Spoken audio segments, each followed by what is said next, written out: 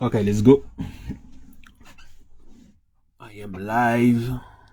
We are live.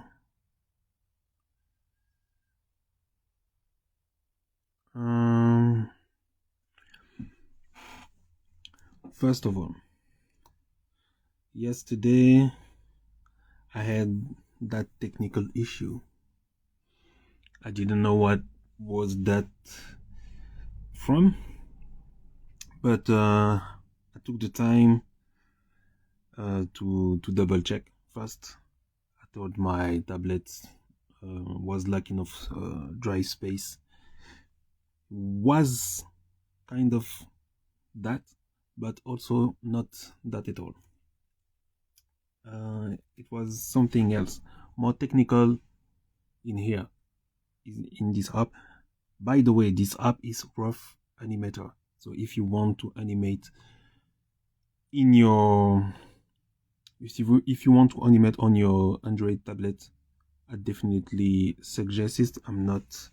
I am not any affiliate or sponsored by Rough Animator at all. Not at all. I just like it. It was the solution I found, because actually when I bought this tablet, it was for me to put my ID on something tangible, so I can work on it later. And the more I was thinking about it, the more I wanted to animate, just not just doing some rough sketches, but to animate. So after a long, deep researches, tried many apps. I was not, I was not, I were not, I was, oh, well, excuse my French, I will continue. I was not satisfied with the other apps. There were free apps, and this one is not a free app. It's a paid app, but it's very cheap. It's like €7. It was about €7, less than €8 at least. I think it worth the shot, and it allows you to animate, to draw and animate, as you saw me doing on other lives. And I really enjoy it. Since I have it, I really enjoy this app. It's very good. So I suggest it if you want to animate. What I really like about this is that if I have an idea, I can put it in there, rough sketches, and even have a rough animation, sketch animation. By the way, the name is Rough Animator. I believe the creator had that in mind too, so he made that available for tablets. I believe it's also available for iOS tablets. Me, I'm on Android tablet, and if correct me if I'm wrong, might be mistaken, but it is also available on PC. I guess. I am not sure about that. And do I suggest it on PC too? I don't know, because there are free alternatives that are very, very good on PC, like Krita, for instance, Blender, other. I have other in mind. I will talk about that maybe later.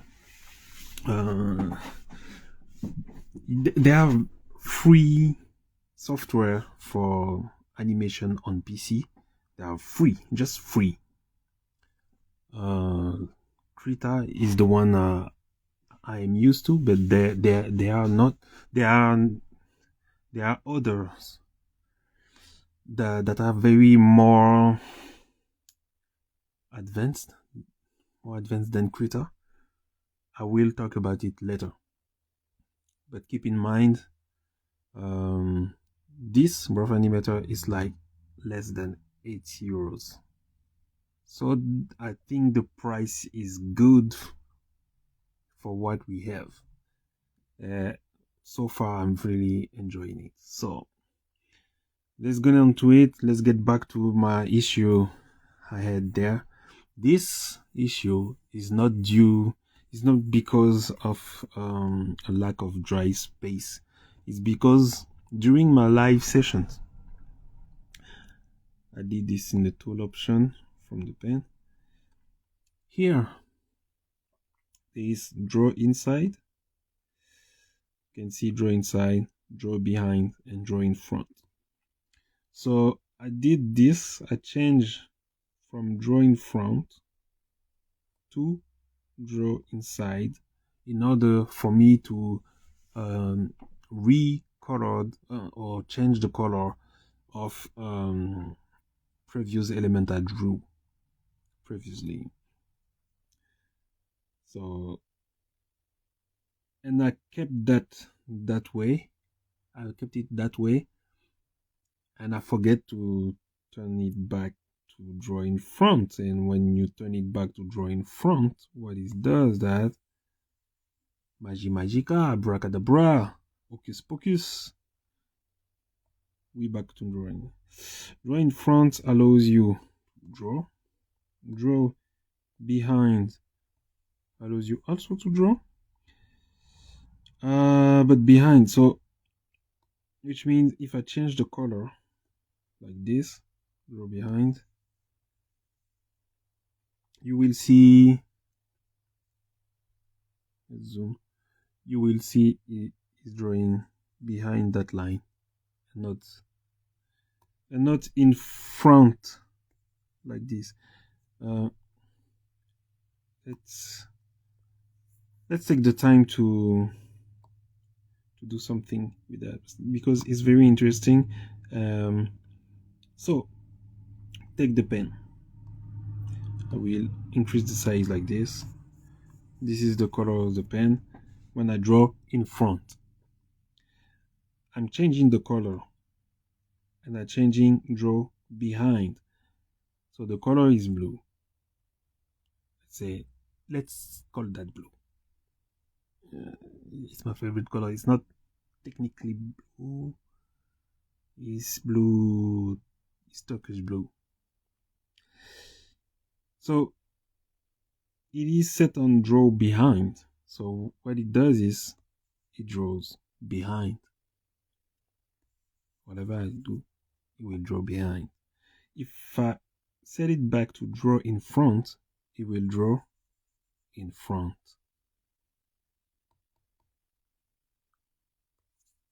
See, it draws in front. Set it back to draw behind, it draws behind. So now what happens if I set it to draws inside? It draws inside. Basically, it changes the drawing's color. So whatever you want to draw, if you draw someone and you want to change that color, you go back, you change the color, and then you set that in draw inside, and it helps you to change the color.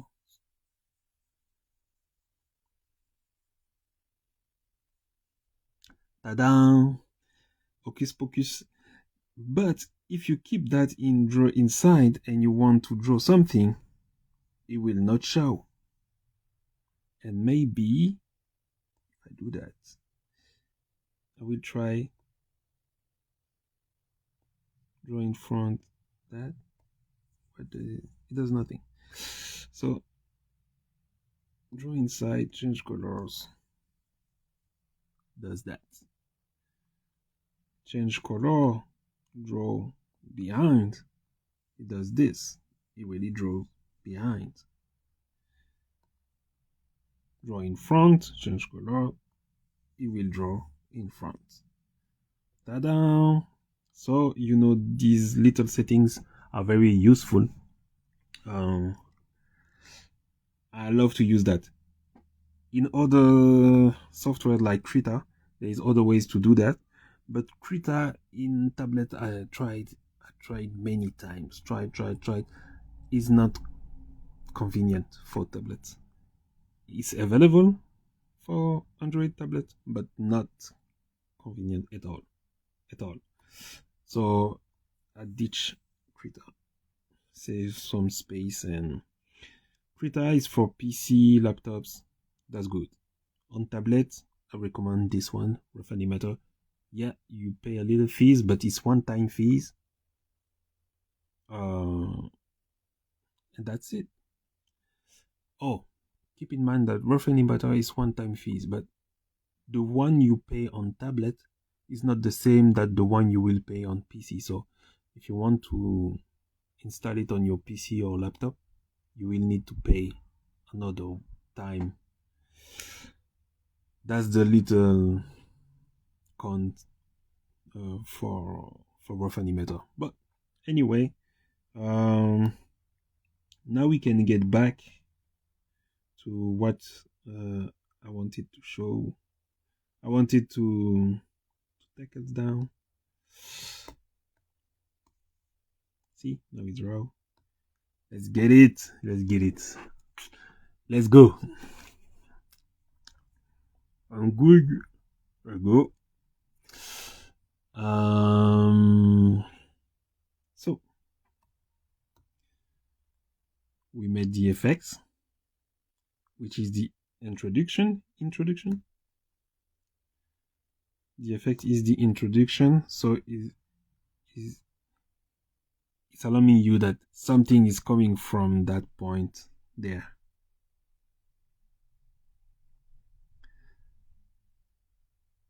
And now we are going to animate the punch, the actual punch. Actually, I did talk about the stage of the punch, so let's get back to it. For just a little bit.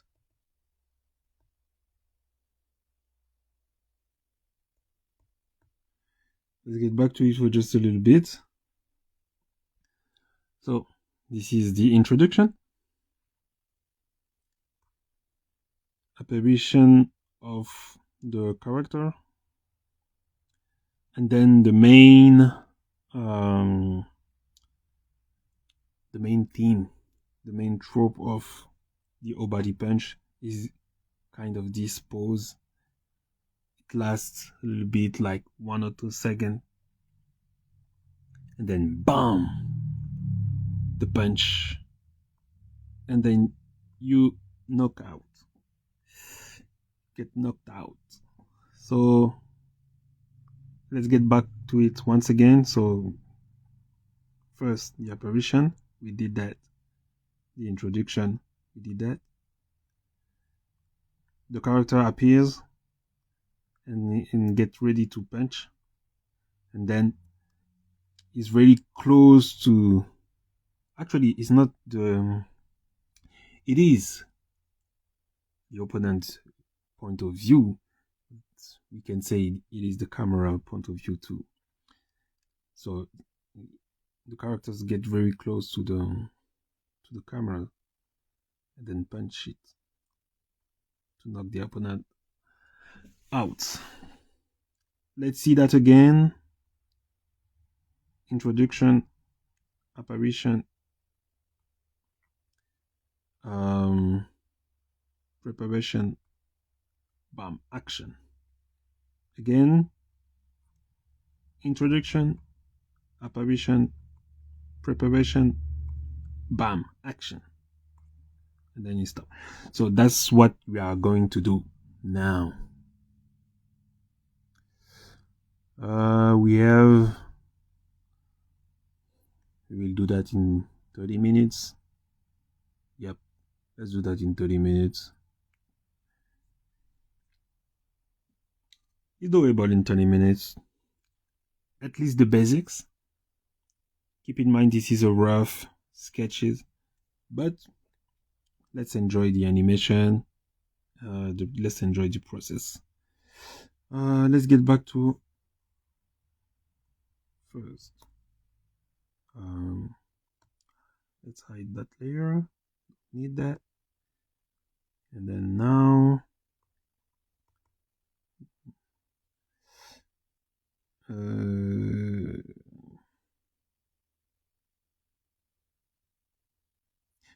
oh, that layer too, we can delete that. Let's hide it, maybe we will need that later. And that layer, this point is the last point of the introduction, so that's where the character must appear. Let's see that again. Yep.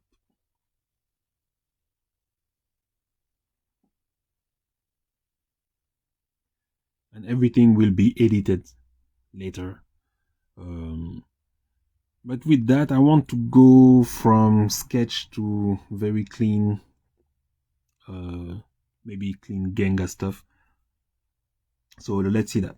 Let's see how we go. First take now, and let's draw the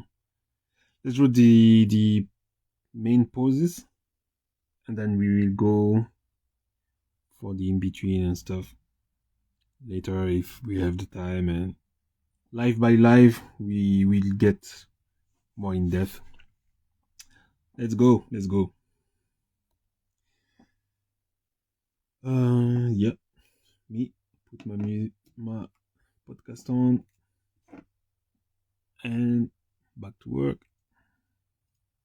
Tu vas me répondre par vrai ou faux, peut-être? C'est parti, vas-y. La France est le pays le plus fiscalisé au monde. Quasiment. On peut difficilement s'enrichir honnêtement en France. Non, c'est faux. En France, la réussite est mal vue. En partie vrai. Le système français décourage l'ambition. C'est vrai. Le système français favorise la médiocrité. Ça peut arriver. Les gens confondent solidarité et assistanat. Il y a pas mal de gens qui confondent les deux.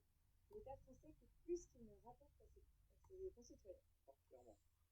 La fiscalité française est devenue illisible. Oui. Pour vivre heureux, vivons cachés.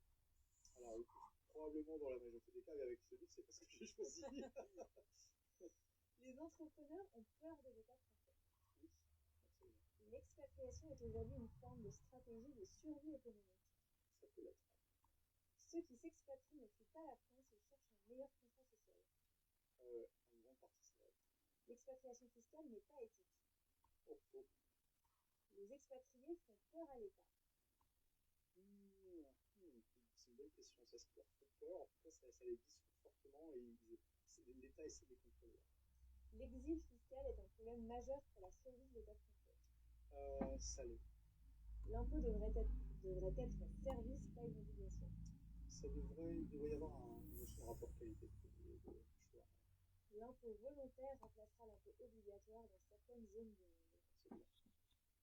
Voilà pour l'introduction. Excellent.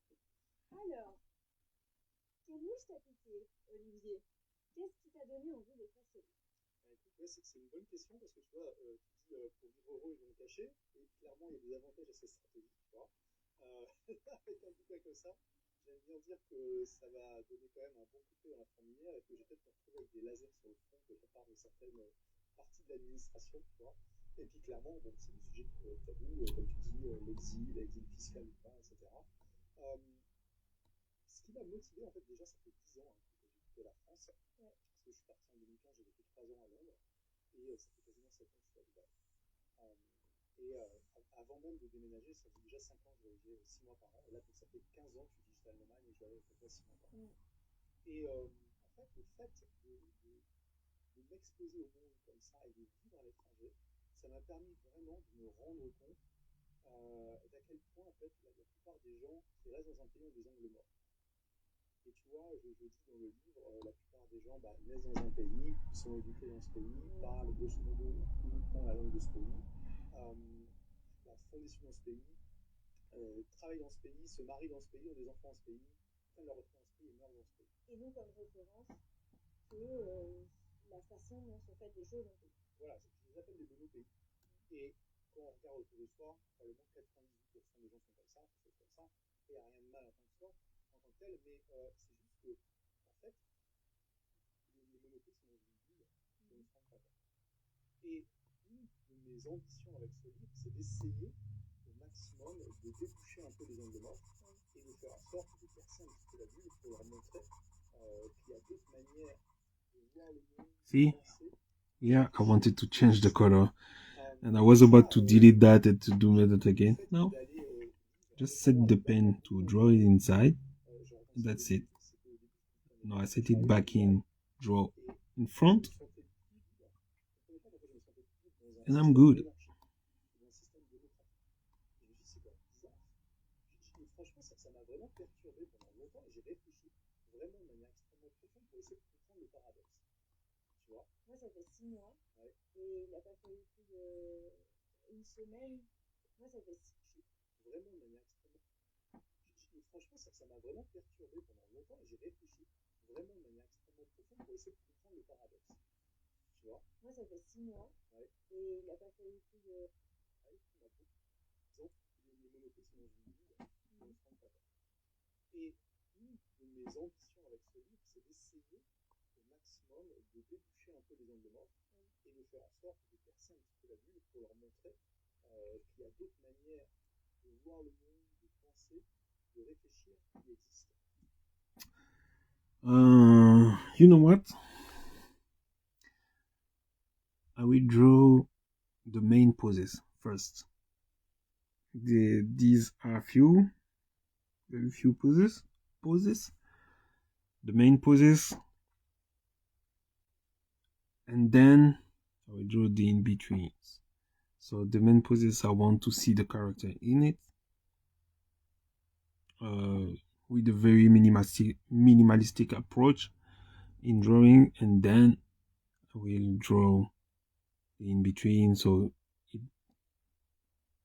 it get more fluid, a little bit more fluid for the animation. Not very okay. This is the stage. We call that blocking. I should call that blocking here. So,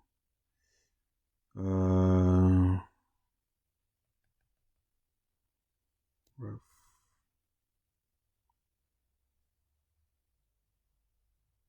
It's not. It's rough, but let's call it blocking to block.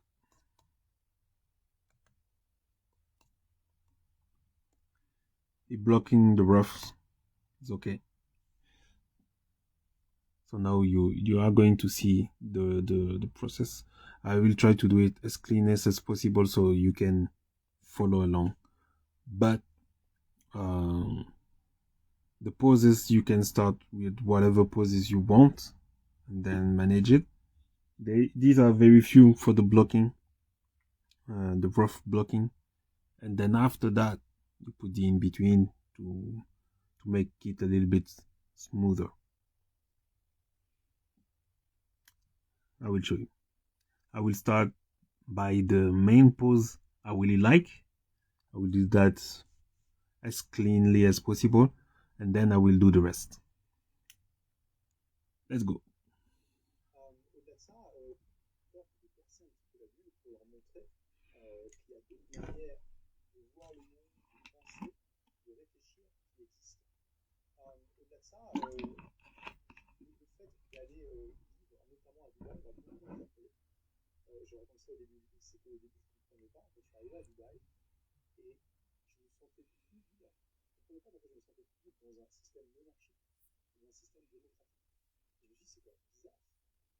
Franchement, ça m'a vraiment perturbé pendant longtemps et j'ai réfléchi vraiment de manière extrêmement profonde pour essayer de comprendre le paradoxe. Tu vois? Moi, ça fait 6 mois. Ouais. Et il n'a pas fallu plus d'une semaine pour que j'ai la même conclusion que toi. C'est perturbant. Je veux dire, factuellement, d'ailleurs, quand j'ai annoncé que je partais ici, tu te rends compte la condition de la femme. Il y a deux sujets qui posent problème, la condition de la femme et l'écologie. Mais sur la condition de la femme, qui est une question des droits fondamentaux, etc., j'étais sans cesse questionnée. Et puis, oui, dans le sens du droit, on n'a pas les mêmes libertés ici. De toute façon, moi, je vote pas parce qu'on n'est pas citoyen résident, mais pas la nationalité de Bayeux. Et pour autant, on connaît trois, c'est incroyable. Je me sens mieux, je me sens plus libre, c'est bizarre, quoi. Et je pense que, du coup, je perçois les choses différentes quand j'entends les discours de démocratie, de liberté fondamentale en France. Tout se mélange dans ma tête. Et moi, j'ai pas encore fait la réconciliation de tout ça. Je sais que je me sens mieux ici, que je me sens plus libre, notamment je me sens beaucoup plus libre d'entreprendre. Mais c'est très bizarre. Plus d'entreprendre, plus de marcher dans la rue. Je sais pas si toi tu fermes la porte de chez toi, mais il y a plein de gens ici qui ne ferment pas la porte de chez eux. On peut oublier son portefeuille dans un taxi.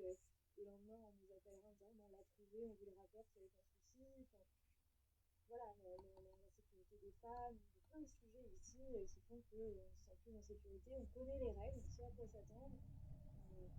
Je sais pas. Et c'est bizarre parce qu'effectivement, on nous a vendu ce pays comme un pays autocratique, ouais, dictatorial, dans lequel on a moins de liberté fondamentale, quoi. Donc, bizarre. Justement, ça a été le point de départ un petit peu de ma réflexion. Et au final, sur plusieurs années, c'est ça qui a abouti à mon livre, c'est que j'essaie de comprendre le pourquoi, et ça m'a emmené vraiment dans une réflexion, une recherche profonde. Et j'essaie d'apporter des éléments de réponse à ce paradoxe. On pourra en parler si tu veux. Alors, tu dis que tu es parti de la France il y a 10 ans. Pourquoi? Alors, tu vois, donc, il y a eu un élément déclencheur. Déjà, comme je te dis, je suis parti début 2015 et ça faisait un petit peu moins de 5 ans que je voyageais 6 mois par an. Et il y a beaucoup de gens, de mes amis entrepreneurs, qui me disaient mais t'es bête, tu voyages déjà 6 mois par an, qu'est-ce que tu fais en France? Tu vois, sous-entendu, pourquoi tu restes dans un des pays les plus taxés du monde alors que déjà, tu pourrais mettre ta base ailleurs, en fait, tu es déjà extrêmement libre. Et tu vois, ça commence à me trotter un peu dans la tête comme ça. Et un jour, donc début 2025, fin février, je rentre d'un mois de voyage aux États-Unis, qui m'a permis notamment de découvrir la Nouvelle-Orléans, qui est mon ville préférée là-bas. J'arrive, je rentre chez moi, et là, il y a une magnifique lettre du RSI, donc le régime social des indépendants de l'époque, qui m'attend, et ça faisait déjà 15 jours qu'elle est arrivée là, et qui me dit en substance hey, voilà, bonne nouvelle, on a calculé que vous nous devez 95 000 euros, donc il va falloir régler, parce que sinon ça ne va pas le faire. Sinon on va vous faire payer des pénalités, puis on vous enverra les huissiers. Voilà, c'est toujours un plaisir de travailler ensemble, bisous le RSI. Donc là, franchement, je comprends pas. 95 000 euros, c'était le montant à peu près de ce qu'il y avait sur le compte de l'entreprise. Moi, ça me paraissait démentiel de payer autant. C'est pas possible. C'est pas possible. Donc j'envoie un mail direct à quand même affolé, en disant qu'est-ce qui s'est passé, j'ai reçu cette lettre du RSI. Et il me répond quelques heures plus tard en me disant ah non, ne vous inquiétez pas, ils ont un bug informatique, j'ai plusieurs comptes qui ont fait des faux calculs en fait. Donc j'ai calculé, vous leur devez 25 000 euros. Là, je me dis, ok. Donc je tape juste RSI bug informatique dans Google, et là je tombe sur plein d'articles de presse qui expliquent que le RSI c'est une catastrophe, qu'il y a des millions d'artisans qui n'ont pas leurs calculs qui sont bien faits, et parfois le RSI envoie des huissiers pour recouvrer des sommes fantaisistes qu'ils ont mal calculées. Et je tombe même sur un rapport de la Cour des comptes de 2012 qui dit que c'est une catastrophe industrielle. Littéralement, c'est ce qu'ils mettent dans le rapport. Et là, je me dis, bon, là, tu vois, je me dis, c'est incroyable. Je me rappelle aussi que juste un an avant, le Figaro avait publié un article qui montrait que la France était la championne d'Europe des prélèvements obligatoires. C'est-à-dire que c'était le pays le plus taxé d'Europe. Je fais un peu plus de recherche, je vois que au niveau de l'OCDE, donc là, à l'époque, c'était 35 ou 36 pays les plus riches du monde, la France était en gros tous les ans soit première, soit deuxième pays plus taxé du monde. C'est parce que tu vois, je t'ai dit, pas forcément le plus taxé, mais on n'est pas loin. Et là, je me dis, c'est quand même délirant. On est dans un pays, probablement un des pays les plus taxés, donc probablement le plus taxé la plupart du temps, et ils sont même pas capables de fournir la base de ce qui fait un service de qualité. Je veux dire, et là je me suis dit, tu vois, waouh, si tu attends un signe de l'univers, le voilà, qu'est-ce qu'il faut de plus, tu vois? Et ça a été la vidéo qui a fait déborder de moi. Ce n'était pas le seul élément, bien sûr, mais c'est ça qui a déclenché en fait ma décision de partir. Ouais, c'est ce qui me fait le plus peur, parce que je me suis rendu compte en partant de la France que, effectivement, moi aussi j'avais peur de ces courriers de Marianne, etc. Et je me suis rendu compte que ce qui me fait peur, c'est pas en soi le système. Je connais le système, je sais comment je dois provisionner pour mes cotisations, je sais comment calculer mon IS, tu vois, je connais les taxes, etc. moi, ce qui me fait peur, c'est qu'on vienne te chercher pour un truc qui n'était pas dans les, pas dans les règles. Enfin, ah oui, mais ce truc-là, vous l'avez mal interprété. En fait, il fallait pas faire comme ça. Et du coup, il y a les redressements fiscaux, il y a tout ça, mais genre, t'as voulu bien faire. Et en fait, tu te fais avoir quand même. Ah bah oui, alors ça, c'est une épée de Damoclès permanente. Et c'est ça qui me fait flipper. Parce que si tu ouvres LinkedIn, et faut voir juste les gens qui osent parler, et tous les gens qui se sont reçus des trucs, etc. Alors, récemment, j'avais au téléphone une personne qui avait un organisme de formation qui dit un jour, toc, toc, toc, en fait, on s'est rendu compte que vos clients ont bénéficié du CPF pendant, enfin, vous avez bénéficié du CPF, donc vos clients se sont dû rembourser leur formation pendant X années, etc. En fait, on pense qu'on n'aurait pas dû. Donc, vous nous devez 100 000 euros. Ah, il était pas la seule à qui ça arrivait. Heureusement, mais c'était pas moi. Moi, j'ai jamais voulu m'appeler dedans. Mais en fait, ça me fait peur. Ça me fait peur le truc de tu penses que tu es dans ton bon droit, et en fait, on vient te chercher et on t'explique que tu as mal interprété un truc, ou que tu n'avais pas vu la lumière, ou qu'en fait, c'est pas comme ça qu'il fallait comprendre le machin, et ça se chiffre en montant à 5 chiffres, à 6 chiffres, etc. Et c'est une chose de ne pas savoir, de oh non, j'avais pas vu qu'il y avait de l'URSSAF. Les entrepreneurs débutants, ils se font beaucoup avoir ah non, bah, je savais pas qu'ils allaient devoir payer ça. Ouais, bon, ok, mais ça c'est la base. Mais quand t'as voulu respecter le truc et qu'on vient de chercher, ça me fait flipper. Puis ça, faut être sûr que ça va t'arriver dans ton cas d'entrepreneur si tu restes suffisamment longtemps en France. Ça, c'est vrai, et c'est le problème de la complexité du droit fiscal, du droit du travail aussi, parce qu'il y a une incertitude permanente en fait, et du fait que l'administration, elle n'est pas timide dans le fait d'initier parfois des procédures, même des fois de mauvaise foi, hein, mais toujours évidemment dans son sens, en interprétant les textes parfois de manière audacieuse, et parfois partir dans des procédures qui peuvent durer des années, et elles pourraient perdre à la fin, mais dans le sens pour te perdre du temps, de l'énergie, du stress, des nuits de sommeil, etc., etc. Et comme tu dis, on n'est jamais à l'abri que... de toute façon, il y a toujours, c'est ça le problème, il y a une telle inflation légale et réglementaire qu'il y a toujours un petit bout de règlement obscur que tu ne connais pas et avec lequel tu n'es pas en conformité. C'est toujours possible de le trouver. Et c'est un des problèmes dont je parle dans le chapitre 5 qui s'appelle la mort par les régulations. C'est que, en fait, c'est aussi un moyen de contrôler un peuple. C'est-à-dire que tu rends tellement de choses illégales qu'on ne peut plus même vivre sa vie sans faire des choses illégales. Quoi. Et du coup, il suffit quand alors la motivation peut venir de plein de choses. Ça peut être juste le contrôleur qui doit remplir son quota. Ça peut être quelqu'un qu'on veut attaquer parce que c'est un adversaire politique ou économique, mais donc on ne veut pas que ça se voit trop, qu'on va aller chercher le type de réglementation qui normalement personne ne se fait embêter par ça, mais on va aller chercher ce petit truc juste pour embêter cette personne-là, etc., etc. Donc on a une application de la loi qui est à géométrie variable et qui crée une énorme incertitude. Avant de venir ici, j'ai écouté une interview de Charles Gap, qui est économiste, très prolifique sur les réseaux sociaux, et il disait ce truc, c'est qu'on se trompe, on se trompe entre guillemets sur le contrat social français, c'est-à-dire que l'État est vu comme un Robin des Bois qui prend aux riches pour donner aux pauvres. Donc le peuple dans son ensemble qui n'est pas un entrepreneur et qui n'est pas forcément riche, pense que l'État est de son côté pour rétablir une forme de justice. Donc les fonctionnaires sont aussi tout embrigadés dans cette idée que on doit rétablir une forme de justice et que c'est l'État qui garante cette forme de justice pour empêcher que certains s'enrichissent trop aux dépens de la population qui elle, travaille, les peuples, etc. Et cette vision qui fait que personne ne servit les entrepreneurs. En fait, on est fondamentalement contre l'entrepreneur pour l'empêcher de jouer contre le système et de jouer contre le mal. Et je sais pas, est-ce que tu adhères à cette vision? Je suis d'accord dans l'ensemble, je nuancerais quand même en disant que de manière générale, quand même, l'administration et probablement la population distingue quand même les petits entrepreneurs qui galèrent des gros. En gros, c'est moins le fait d'être entrepreneur que le fait de réussir qui pose problème. En fait. Donc, si tu es un petit entrepreneur mais qui travaille, voilà, que tu as ton petit boutique de quartier, tu gagnes le SMIC et que tu travailles beaucoup, il n'y a pas de souci, tu ne vas pas trop t'embêter. Mais effectivement, alors, sur la notion, il y a plein de choses à prendre de ça et à discuter.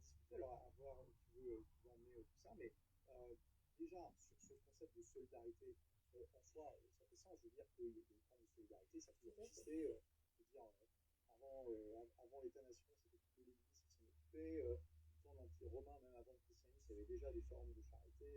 On donnait du pain aux pauvres, etc. etc. Donc ça a toujours existé et c'est logique que ça existe dans une société. Euh, Déjà, on pourrait s'interroger sur le fait que est-ce que l'État fait le meilleur job pour ce travail de solidarité dans une société en fait. Moi, dans le cadre des recherches pour mon livre, j'ai lu un livre très intéressant publié en 1980 par un socialiste, le nom de l'auteur m'échappe actuellement, mais je peux le retrouver, sur la crise de l'État populaire. C'est le titre, 1981, tu vois, ça date pas d'hier. Et dedans, en fait, le gars est socialiste quand même. Il dit que la France doit revenir. C'est pas possible. Déjà en 1981, que on continue comme ça parce que déjà il fait des prédictions. Il dit regardez, on va à la grande coupe. On va, là ça va encore, mais bientôt on va payer beaucoup plus que ce qu'on peut aller prendre dans les impôts et on va à la faillite en fait. Et lui, il diagnostique le problème en disant le problème c'est que comme c'est l'État qui a pris ce rôle de solidarité qui normalement était plutôt organique dans la société, bah, en fait ça motive tout le monde à faire du gaspillage. Parce que c'est pas la même chose quand dit si on remettait la solidarité au sein des communautés locales, c'est pas la même chose quand. Okay. I will use that layer to do the third grid.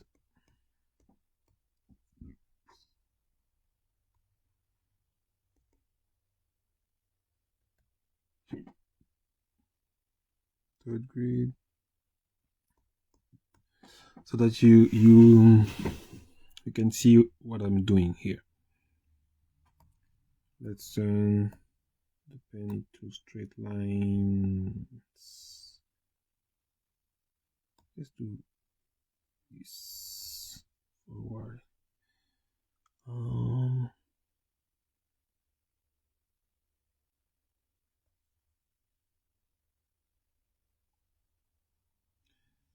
Okay. Let's do with rectangulars better. Okay. I get it. Okay, and green.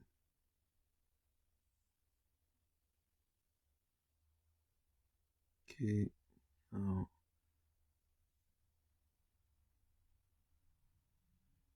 it's bad that. And then you will have at the middle.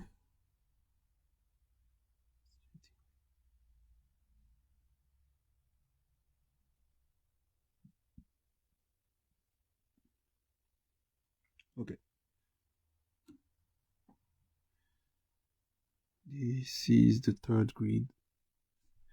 If I delete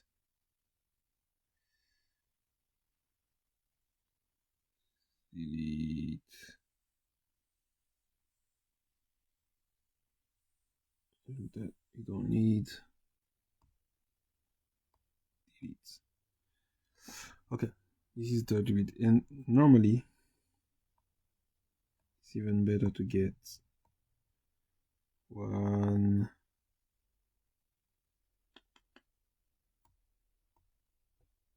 It's even better to get one line in the middle, but kind of, you know what I mean. It's approximatively, but get that in, keep that in mind. This grid will help you. Will help you put stuff in your animation. No.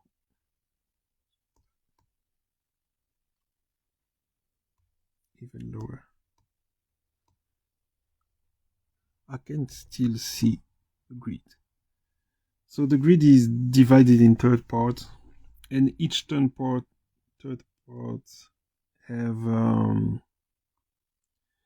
each third part has some point.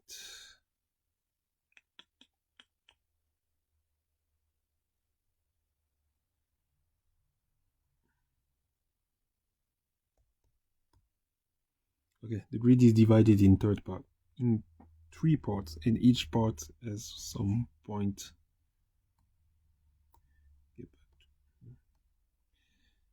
Each part has some point of focus.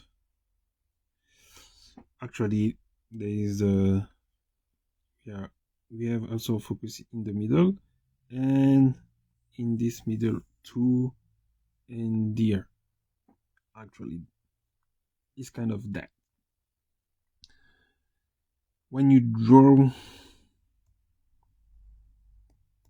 your poses, when it is in an important pose, it is very important to place some important stuff in these points. I do it without drawing it and stuff, but you will have to draw it to understand it better. So let's say the pose I am drawing right now, not here, but there. Oh.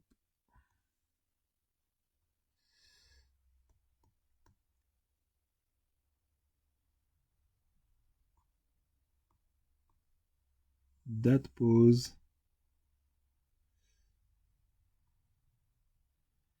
see, the pose I'm drawing right now, it's those focus points. So the punch should be at least there or in the middle. My goal is that when it will be animating, when I animate that, is that the point will get in that area to get in the center area just right before the final big punch animation. And if you see, my head is big here and hit 2 focal points, even 3, to emphasize. So what are these points? These are the point of focus. The viewers, when we are human, we tend to focus more on these points on the screen. The center, of course, this point is the center, but the third here, there, there, and there. So when you are drawing an important pose, either draw it in this line, because this is one line of focus, or in this line, this is one line of focus, or in this line, because this is one line of focus, or in this line, this is a line of focus. This is the rule of third. So you basically you divide your the screen in third.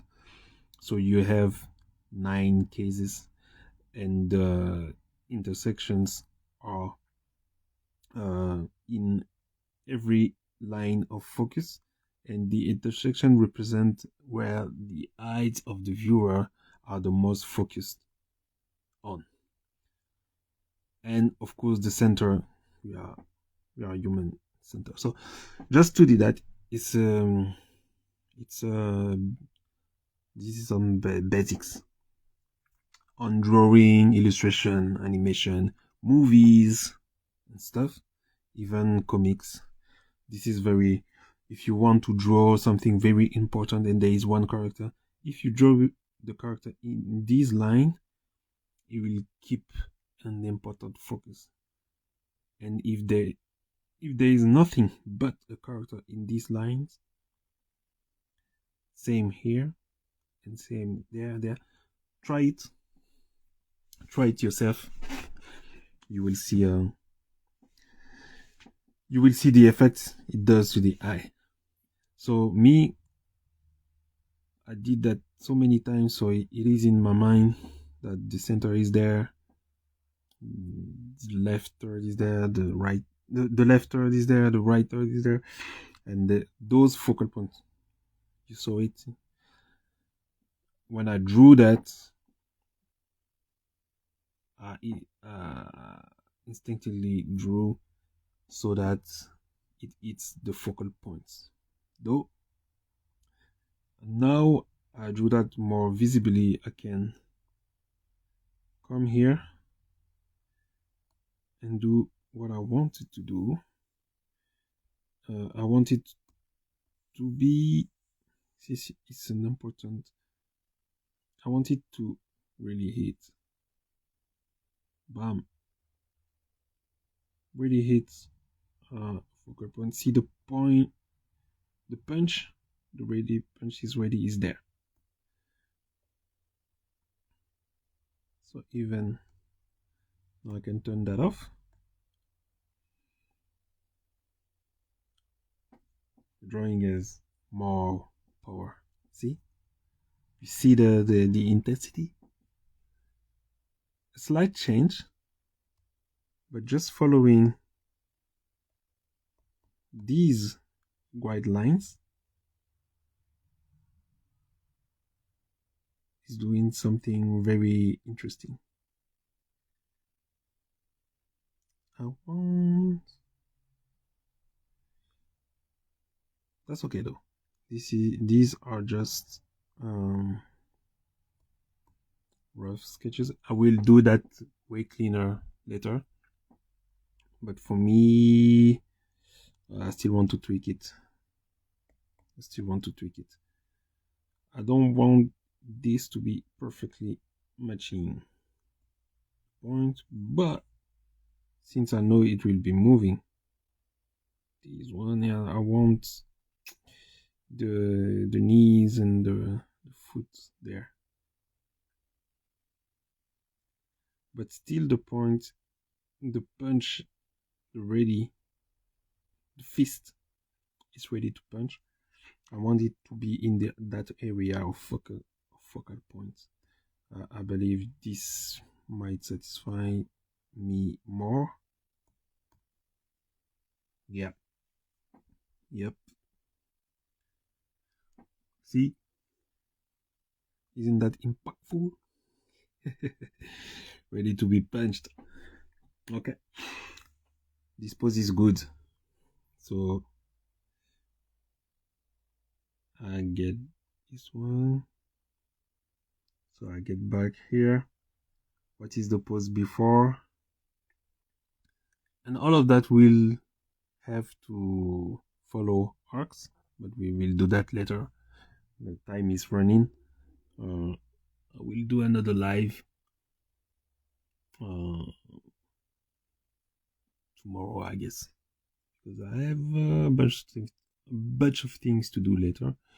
So yeah, let me draw other poses and then, or maybe I will continue.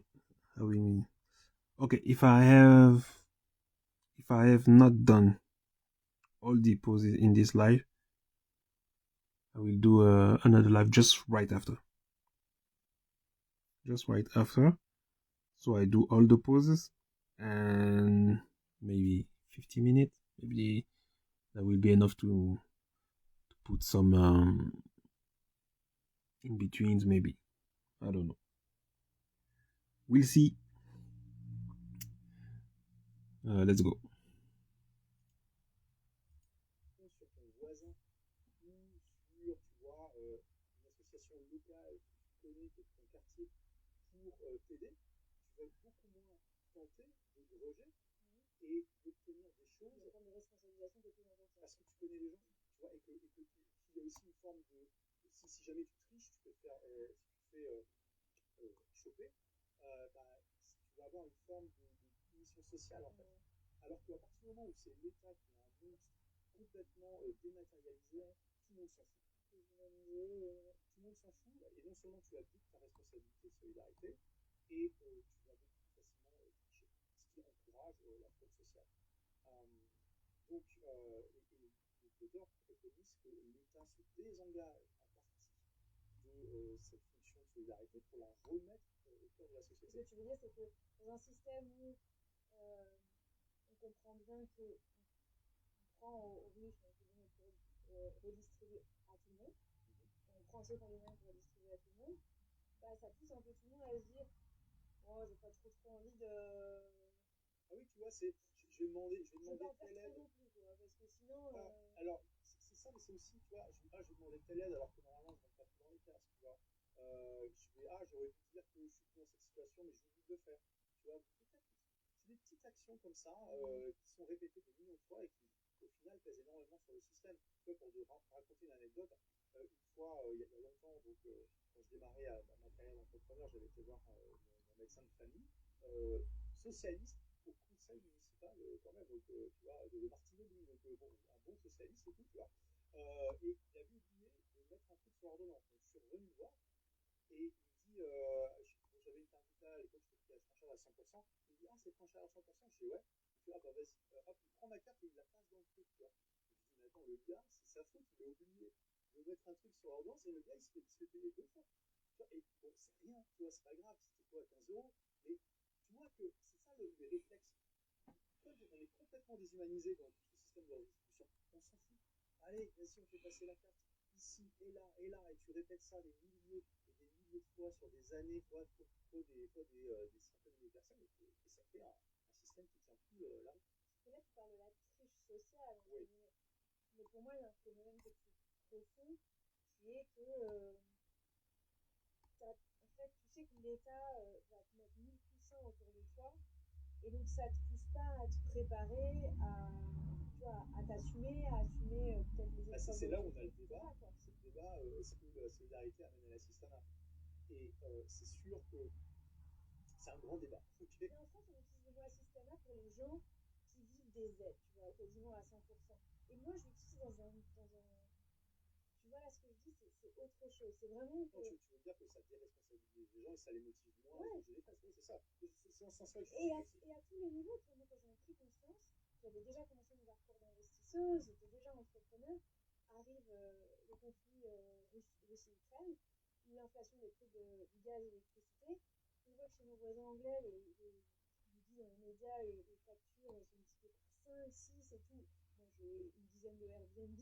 Ma maison, je fais oh my god, ça nous arrive, on est dans la merde. Et mon mari me fait qu'est-ce qu'on fait si ça nous arrive aussi en France? Et là, je lui dis ça n'arrivera jamais.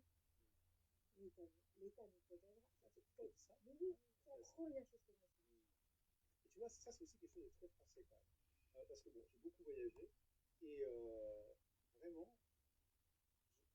ma sensation, mon sentiment, c'est que la France est un des pays les plus à gauche du monde. Oui. Et il y a un vrai surmoi marxiste dans la conscience collective française. Enfin, c'est plutôt l'inconscient collectif. Et c'est assez intéressant de voir que dans le reste du monde, quand même, il y a moins cet esprit-là.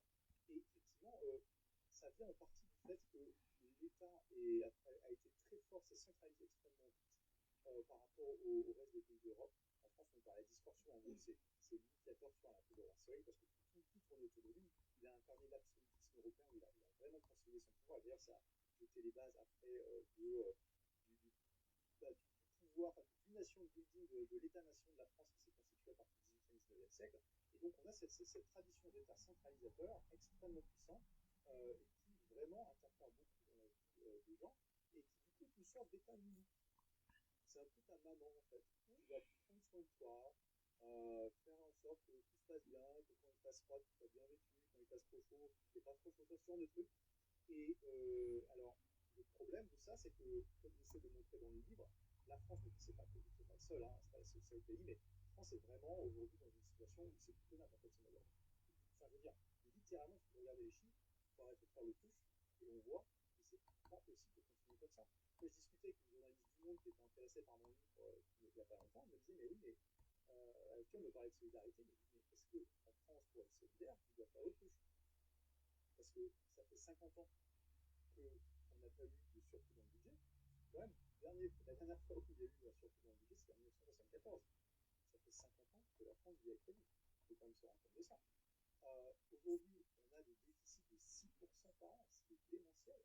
On a atteint, il y a la dette qui a dépassé les 110% du PIB.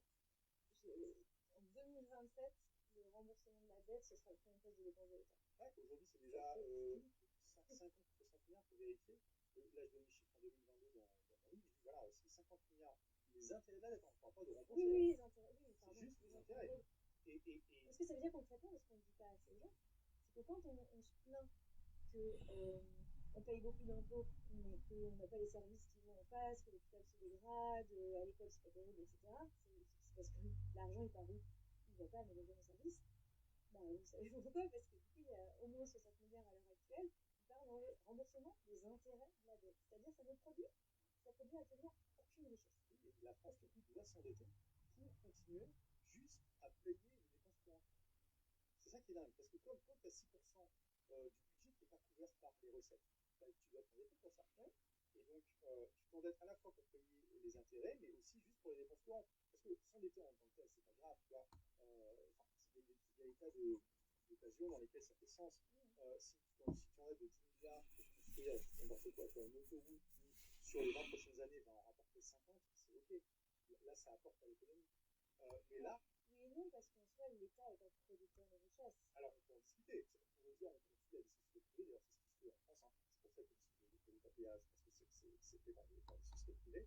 Mais en tout cas, bon, ça, c'est un mais je crois bien que tu vois, par exemple, ouais, mais à l'ombre du débat, tu vois, la Cour des comptes dit aussi qu'il y a énormément de ces délégations de services qui ont été mal gérées, qui sont mal gérées, et qui rapportent trop peu à la France. Non, exactement. Donc, c'est ce que je dis. En fait, en théorie, ça fait sens, mais on voit bien qu'aujourd'hui, les investissements sont mal faits. Ils sont mal faits, ils sont délégués, on n'a pas suffisamment de recettes pour les investissements qui ont été faits, et du coup, enfin voilà, c'est comme si vous empruntiez à la banque, vous savez déjà, vous achetez votre maison, vous savez déjà que vous allez la revendre avec une moins-value. Est-ce que vous avez vraiment envie d'emprunter à la banque pour acheter votre maison ou faire un investissement locatif si vous savez déjà qu'à la revente, vous y retrouverez jamais? C'est exactement la même chose. Si on veut faire un parallèle avec la vie privée. Oui, et on pourrait dire, tu vois, là, on s'attend quoi, à 1% de croissance cette année. Ils vont s'endetter de 6% du budget. Enfin, il y a 6% du budget qui va être couvert par l'emprunt. On voit bien qu'il y a un souci. See? It's getting clearer. Clearer. I think I got something here. Not exactly what I wanted, but you understand what is going on. Now let's do a bit of timing. The timing is important, guys. Last a little bit.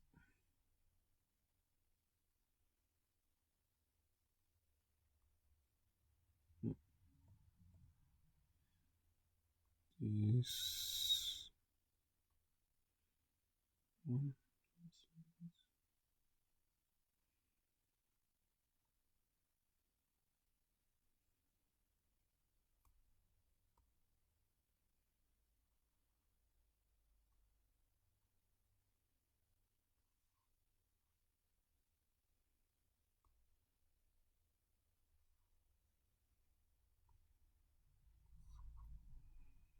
Okay, let's see what this doing, and then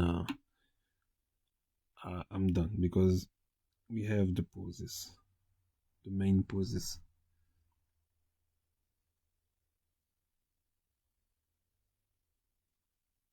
Okay.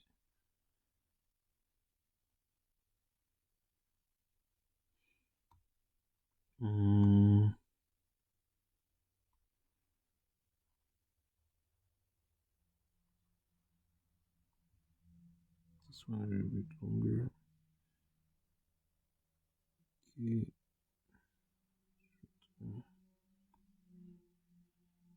Shorter. And then let's see.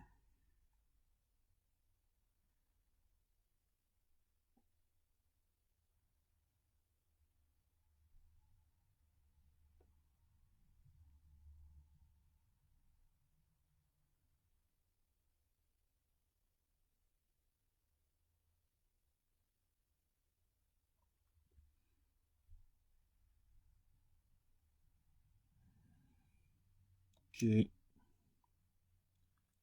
I think we're good. I think we're good. I don't know how long I can do this live. I will just keep going. If it stops, it stops. And I will see later for the next live.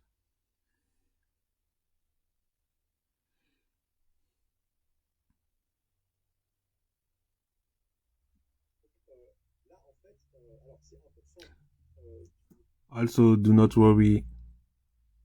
All this later on will be edited, and I will gather all this in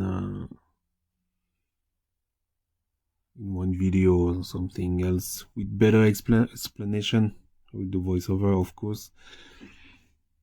But you get the main point. These are the main poses. I will time these up, and then after those poses are well timed up, I will go for in betweens, which mean the drawing I will draw between the main poses.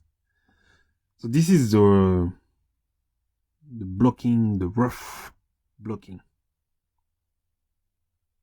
The first step is the main rough blocking.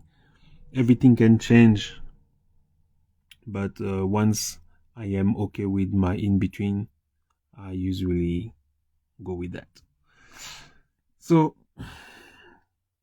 I will keep going. If the live stop, it will stop. And I will do my best to go from there for the next live, or maybe I will make a little bit of feedback or something back to explain what have been missed. So let me keep going, and let's time this up, and then after I will see what's next. Let's go. De croissance du PIB et 6% du donc c'est pas pareil, mais on peut voir quand même que grosso modo, le retour sur investissement par rapport à un endettement n'est pas là. Et on a l'air de prendre une digression, mais c'est parce que je pense que c'est intéressant de parler du contrat social, parce que c'est au cœur de ton livre, et ce que tu dis, c'est que en fait, parce qu'il y a un contrat social qui dysfonctionne et que de plus en plus de Français s'en rendent compte, voilà. Parce que il y a encore 50 ans, tu parlais des vélos pays tout à l'heure, tu as raisonné au début, et tu dis, bah, en fait, il y a encore 50 ans, l'essentiel de la population, on s'en parle pas aujourd'hui, mais personne n'avait le choix. On est en France, et le système il est comme ça, il est en train de crever, bon, bah, on peut, on le subit, quoi. Sauf qu'on est dans un système qui a changé, et de plus en plus de gens ont le pouvoir de ne plus subir le système. Et en fait, c'est aussi de là que vient l'opportunité et le problème. On le voit. J'essaie vraiment de montrer dans le livre que l'État-nation est en train de se faire discuter par énormément de tendances qui sont liées en gros aux innovations technologiques. Internet et la mondialisation sont en train de saper tout ce qui a fait la puissance et le pouvoir des États-nations. Et ça, c'est un bon exemple. C'est qu'il y a 50 ans, l'écrasante majorité de la population, vous subissiez en fait un monopole sur les services de gouvernement. Comme tu dis, le gouvernement était mauvais. Alors tu peux toujours faire l'exil. Après tout, le continent américain a été peuplé par des exilés, mais c'était extrêmement difficile. Il fallait renoncer à tout, partir à l'autre bout du monde. Alors pas forcément à l'autre bout du monde, en tout cas, c'était beaucoup plus compliqué de voyager et de partir qu'aujourd'hui. Aujourd'hui, tu prends l'avion, avec Internet, tu gardes ta base de clientèle. Ça se fait vraiment quasiment en claquement de doigts. Moi, tu vois, entre le moment où j'ai décidé de partir et le moment où je suis parti, c'est tous les 6 semaines. Je veux dire, ça peut être rapide. Il y a 50 ans, ça aurait pris un peu plus de temps, en tout cas. Et puis avec Internet, on peut se renseigner partout, on peut facilement trouver les compétences, les avocats, etc. Et donc, en fait, alors pour ceux qui ont cette liberté, notamment permise par le web, c'est incroyable parce que en fait, on passe d'un état où on subit un monopole de gouvernance à un état où on devient client de service de gouvernance. C'est-à-dire que toi et moi, on a la liberté de choisir le meilleur prestataire de service de gouvernance parmi tous les pays du monde qui sont susceptibles de nous accueillir. Et ça, c'est démentiel. Et tu vois, je fais pareil dans le bouquin entre. C'est à peu près la même chose qu'on décrit des gens qui sont dans le bloc communiste et qui, quand leur pays se sont ouverts au capitalisme, ont découvert les supermarchés capitalistes. Parce qu'avant, ils devaient faire 1 heure pour aller chercher leur pain qui était de mauvaise qualité. Et après, ils allaient au supermarché et c'est le pain qui attendait en rangée pour eux. Et avec une variété et une qualité largement supérieure. Tu as le choix, tu veux du LS ou est-ce que tu veux LS. Oui, et donc aujourd'hui, c'est une opportunité pour les gens qui ont cette liberté et une forte disruption pour les États parce que faut voir aussi que l'État-providence ne peut pas se concevoir sans le fait d'avoir la population la plus aisée qui est immobile. Ça ne marche pas. Parce qu'en gros, les 10% de la population les plus riches en France paient 70% d'impôts sur le revenu. Et c'est un chiffre qui se retrouve à peu près dans tous les pays. Il y a des pays où c'est 60, le Canada par exemple, c'est 10% les plus riches payent 60% d'impôts sur le revenu, mais quasiment tous les pays sont entre 60 et 70. La loi est arrêtée. Et donc, ça c'est juste hier. Après, j'ai pas trouvé les chiffres pour la TVA et l'IS, mais beaucoup de ces gens sont des entrepreneurs et ils dépensent beaucoup, donc ils payent aussi probablement une grosse partie de la TVA et de l'IS. Et il suffit qu'une petite partie de ces 10% s'en aille et le système s'effondre complètement en fait. Tu vois, c'est pas, c'est un système qui est extrêmement sensible et on a besoin d'une minorité de cette population qui en plus est la plus mobile pour que les finances s'effondrent. Et je pense que c'est en partie ce qu'on voit en France et dans d'autres pays. Je me rappelle que j'avais vu des statistiques sur le nombre de familles en exil fiscal sous les différentes mandatures et ça se comptait qu'en centaines, fou, hein. Tu vois, juste de quelques centaines de familles qui partent. Alors, ça avait considérablement baissé, je crois, entre, je sais plus si c'est entre Sarkozy et Hollande ou entre Hollande et Macron, mais je sais plus quelle mandature, je sais pas, on peut en prendre ces centaines de familles. Parce que c'est aussi celles qui sont probablement les plus gros contributeurs. Alors oui, mais sur ces chiffres quand même, genre je n'ai pas vu l'article dont tu parles, mais à mon avis, là il parle des gens à l'ISF. Oui, mais parce que c'est des sources INSEE, etc. Et moi je pense que ça ne compte pas tous les freelances, tous les gens qui sont solo, tu vois, comme toi, comme moi, parce que je ne suis pas à l'ISF non plus, enfin tu vois, qui sont un peu sous les radars, quoi. Et en fait, qui partent à un âge plus jeune, tu vois, ils sont moins établis, etc. Et en fait, ils décident d'aller créer leur entreprise, leur fortune, leur carrière à l'étranger. C'est difficile d'estimer exactement le nombre de Français expatriés. Alors, on a les chiffres des Français qui sont enregistrés à leur consulat. Et ça, c'est 2,5 millions. Et c'est un chiffre qui est en augmentation constante depuis des années, en fait. Mais qui, par rapport à d'autres pays, ça va encore. C'est pas le pire. Mais après, tout le monde s'est pas enregistré. Moi, je ne me suis jamais enregistré au consulat. Tu t'es enregistré au consulat, toi? Pas encore. Mais après, tu vois, 2,5 millions, il y a tout un tas de raisons pour faire partir. Bien sûr, c'est pas que le fiscal. Là, nous, on discute essentiellement aussi de en quoi ça peut être une opportunité de partir, notamment pour des questions d'argent, de choix dans notre modèle social, etc. Mais il y a aussi rapprochement familial, envie de vivre une aventure. Enfin, tu vois, il y a aussi plein de raisons qui font que les gens. Il ne faut jamais partir juste pour des raisons fiscales, ça n'a aucun intérêt.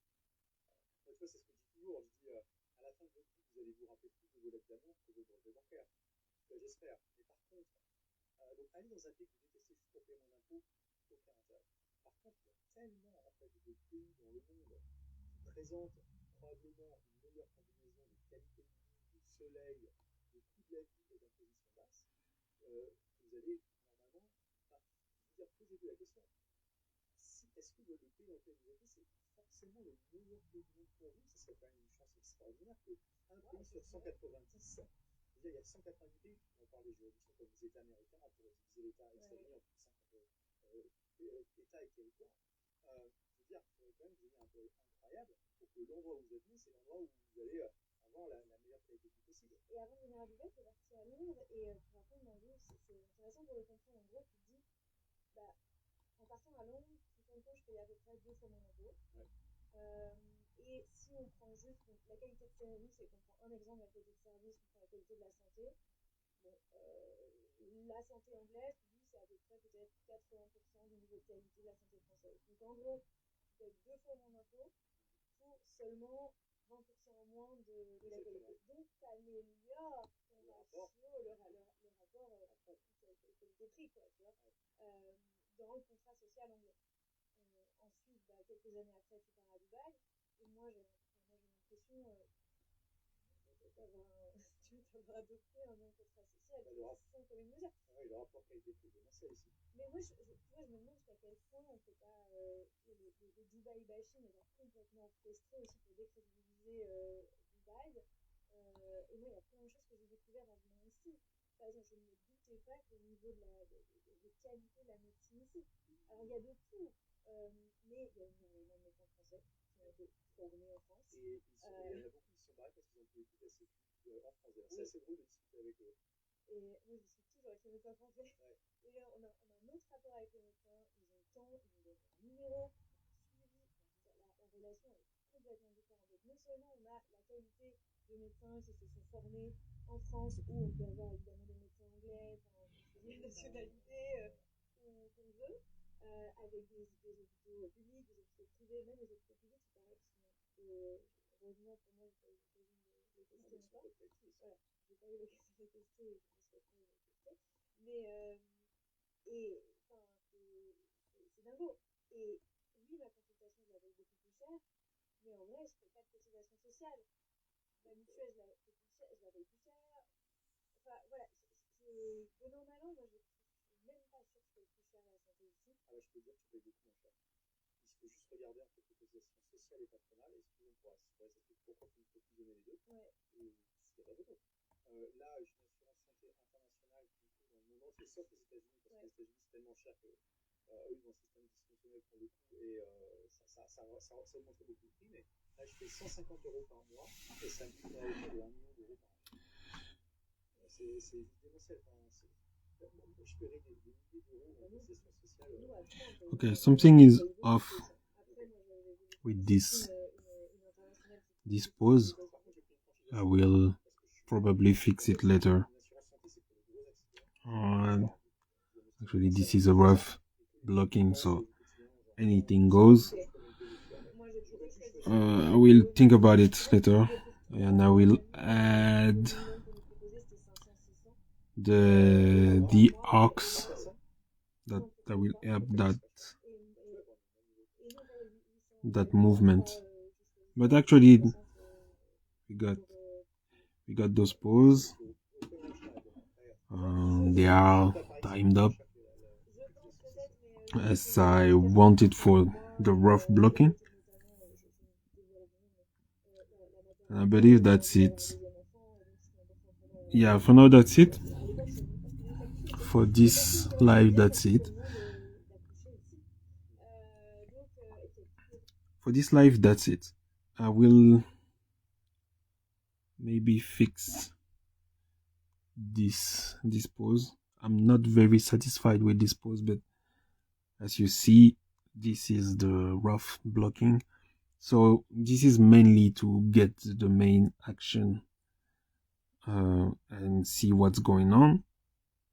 We got that, and now we can move on the next move. There will be a step just before to get back to it. You will see the next live. I hope you enjoyed it very well. You learned something, and I hope we will keep going on with this project until completion. So thanks for following. Thanks for animating with me. And let's enjoy the next step together, all together. And I hope you will be satisfied with the result too. I really love the OBARi punch. OBARi punch. I really love that. So I want to share that joy with you. How to animate that, at least how to get the basics of the OBARi punch, and then after that you will be able to to enjoy any kind of variation. So now this is the basics, and after that you will be able to enjoy it in every possible ways that you want. So that's it for today. Thank you for getting on the live. This will be good. This will be nice. This will be nickel, as I said in French. Let's go. Bye and see you next for the next live.